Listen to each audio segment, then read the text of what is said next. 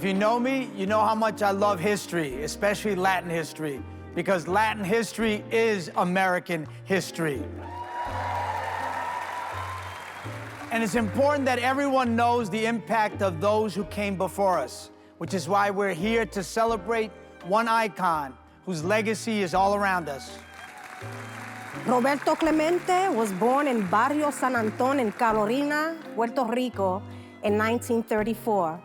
The youngest of 7, he worked the sugarcane fields with his siblings and his father. But Dad's passion and talent for baseball lifted him from the fields. First, joining the Puerto Rican Amateur League as a teenager before getting picked up by the Pittsburgh Pirates in 1955, where he would remain with the Pirates for the rest of his 18-year career as number 21. And what a career. 3,000 career hits. 4 National League batting titles, 12 Gold Glove Awards, and 2 World Series titles. But his story is more than an impressive baseball career. His sport was a vehicle for his mission.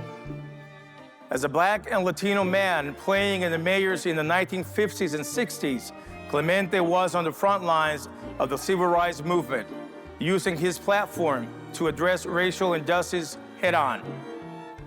He demanded equal treatment for Black and Latino players and advocated for recruiting more Puerto Rican and Dominican players who've been overlooked because of their accents and skin color.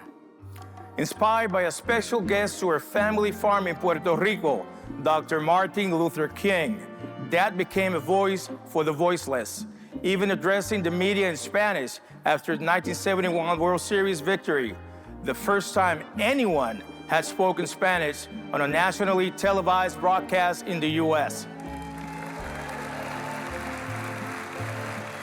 And after Dr. King was assassinated, Clemente organized his teammates to postpone the start of the 1968 season in Dr. King's memory, spurring the league to postpone until after Dr. King's funeral.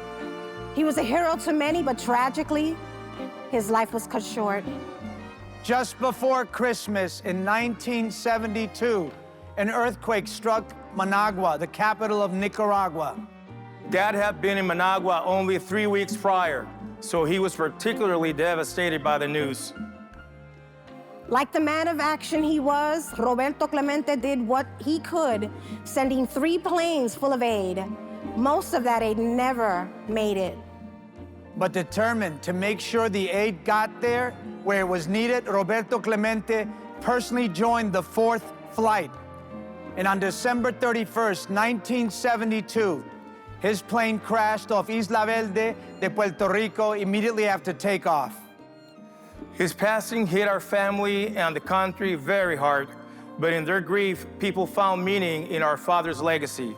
In a special election, he became the first Latino to be inducted into Baseball's Hall of Fame, and in addition to the countless other recognitions, streets, parks, schools that bear his name, so does MLB's annual Roberto Clemente Award, given to the player who best exemplifies the game of baseball, sportsmanship, community involvement, and individual contribution to his team.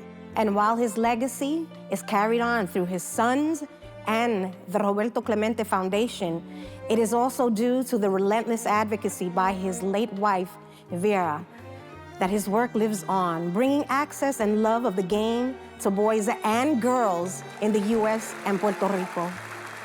And so, it's in the memory of Roberto Clemente and his continuing legacy that we present our first Posthumous Hispanic Heritage Award to Roberto Clemente Jr. and Luis Clemente on their father and mother's behalf.